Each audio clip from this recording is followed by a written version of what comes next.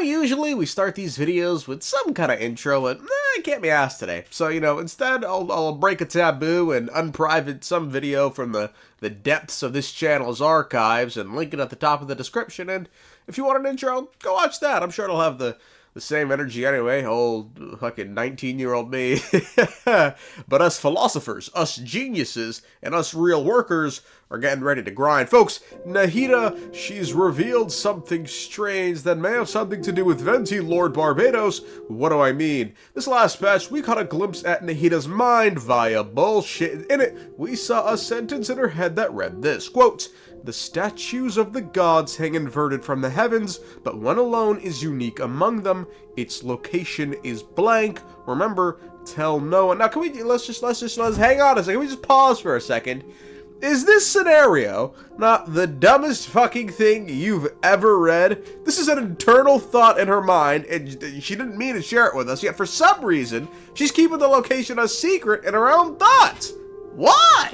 Why is this censored? She's censoring the answer from herself? Think about whenever you've been told a secret, like, you found out that Todd is cheating on Beth with, I don't know, Glowy. You're not sitting here in your mind going, man, I cannot believe Todd cheated on Beth with fucking who knows? This shit's dumb. This is dumb. It's only for the story, but this was way too heavy-handed, man. And the thing that irks me the most, the Traveler never asked Nahida about this at the end of the quest, so, we know nothing. At the very least, if it was, used to build some short-term tension throughout the patch, then, it is what it is, but why are we dragging this out? Anyway, I suppose my job as a lore creator is to try and sit here and, explain what's going on, answer the question, provide some theories, and from your guys' perspective, that old rant, I sound pissy, because the game didn't do that for me, so I have to do my job for once. Look, hearing this sentence, Nahida's sentence, I'm sure immediately we all thought of the defiled statue of the VII we encountered in that one Dane quest. To jog your memory, however, this statue is being used as a point of worship for the Abyss Order after it was stolen at some point in the past. Has the church ever lost a statue of the VII? Huh? You're here to ask about that old story? Well, I didn't expect that. That was such a long time ago, barely anyone mentions it nowadays.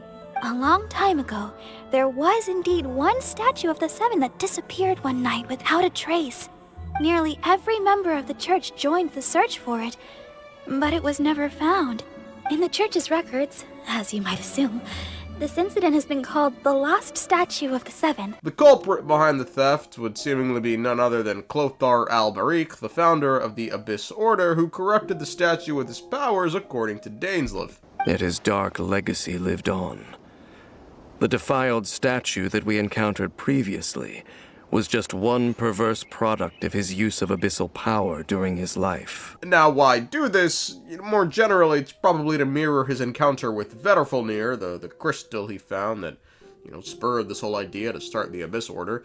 But this doesn't explain why he stole Venti's statue specifically, nor why he chose to hang the statue upside down. Now, what's even stranger is if you remember, the actual plan the Abyss Order had with the defiled statue was to create some sort of fucking Mecha Osile who's apparently their golden ticket to meeting Celestia. The talisman's message states that they will use the defiled statue as a base, attaching Osile's limbs to construct a mechanized god, and the new core that shall replace the orb usually held by the statue of the VII is the eye of the very first field tiller. Now, in spite of this grandiose plan, this defiled statue would never again be seen after this quest, and would continue to be absent from all conversation following the quest. But, within the lens of this new information, it really makes you wonder. All the other statue of the Sevens could be said to be inverted in relation to this defiled statue. If it's the unique statue mentioned in Nahida's thoughts,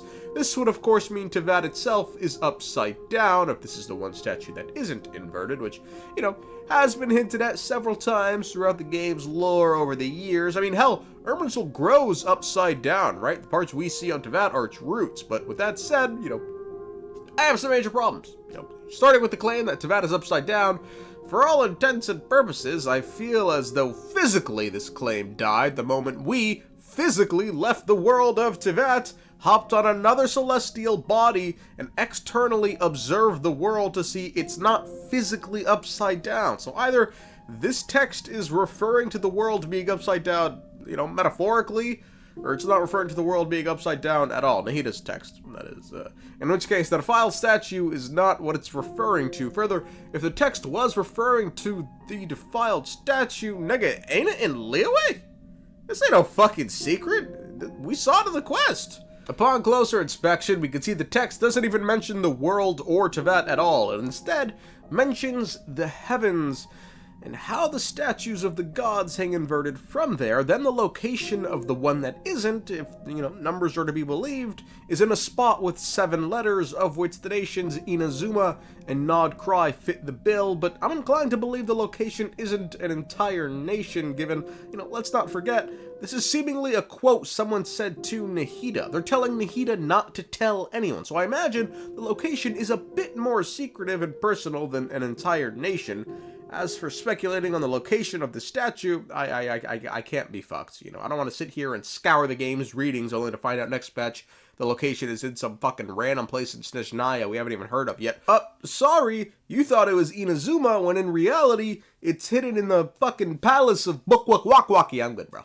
You're not gonna get a nigga so easily, man. This does, however, take us to the heavens and gods part of the statement. Naturally, it's easy to assume the gods referred to in the statement refers to the archons, given they are gods with statues, but do they have statues in the heavens? Feels like they should be all burnt out of statues. You know, these fucking puppet gods have enough on the mortal soil. The gods who reside in the heavens, however, now they should have some statues thumping up there, alright? The true gods of the heavens are the 4 shades and the primordial.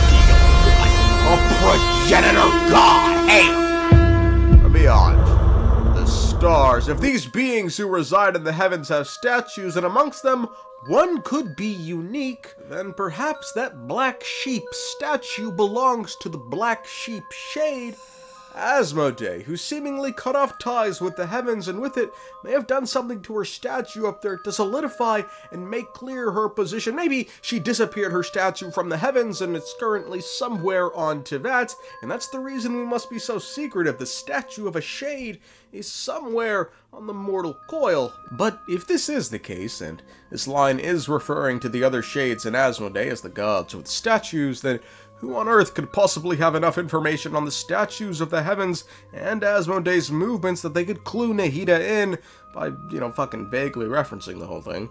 The only ones who know something is amiss with Asmoday currently are the other 3 shades and Rhine-daughter. That's it. Actually, I mean, I guess the Watchers too, but, you know, I doubt they're sitting here gossiping with the god of wisdom. But that, you know, said, those are the only confirmed ones. I don't know, maybe it was Alice who told Nahida. Why not? Fuck it. Maybe it was just some fucking random maid. Maybe Rhine-daughter told Alice, Alice told Nahida. There we go. Circle of life. Big-ass game of telephone. Anyway, me personally, I lean towards the Shades interpretation for 2 reasons. 1, because it's time they got involved as, you know, the gods of the heavens. And 2, because I'm a genius who's never wrong with this stuff. Good day and good night.